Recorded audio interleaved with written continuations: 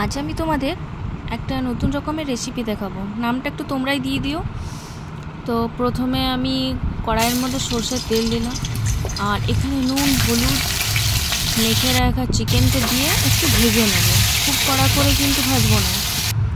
তো ভাজার সময় একটুখানি জিরা দিয়ে দিলাম যাতে গন্ধটা না হয়, কারণ চিকেন ভাজলে না একটা গন্ধ থাকে, তো সেই গন্ধটা যাতে না হয়। তারপরে দেখো খানিকক্ষণ ভেজে চিকেনগুলো আমি তুলে নিচ্ছি। আর এই যে তেলটা দেখছো, এই তেলে আমি পুরো রান্নাটা কমপ্লিট করব।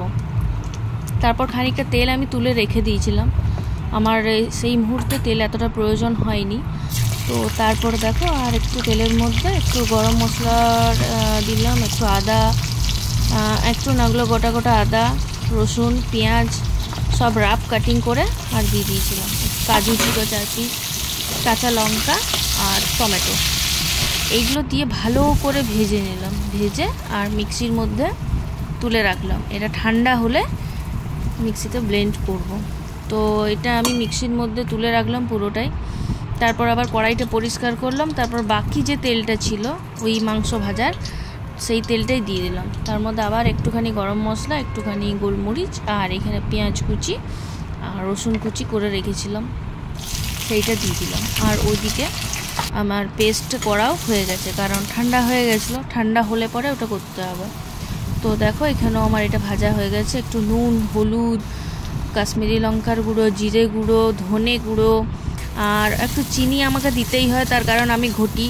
তোমরা যারা ঘটি তারা জানবে, একটু রান্নাতে চিনি না দিলে সেই রান্না বলে মনে হয় না। তো তারপরে এটা কষানো হয়ে গেছে। তারপরে সেই যেটা আমি মিক্সিতে ব্লেন্ড করে রেখেছিলাম, যে ভাজাটা প্রথমেই দেখালাম, সেইটা আমি দিয়ে দিলাম। তো তোমরা এখানে তেলটা একটু বেশি ইউজ করবে। আর এখানে দেখো তেল ফুটে বেরিয়ে গেছে।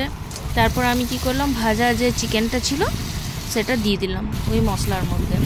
আমার যেহেতু একটু কম তেল ছিল, তো সেই কারণে দেখো কড়াইয়ের মধ্যে কিভাবে লেগে যাচ্ছিলো। এইটা যদি তোমরা একটু বেশি তেল দাও লাগবে না। আর আমি অ্যাকচুয়ালি খুব একটা তেল আমি পছন্দ করি না, তো কম তেলে আমি সমস্ত রান্না করার চেষ্টা করি। তোমরা হয়তো লক্ষ্য করেছো বা দেখেওছো।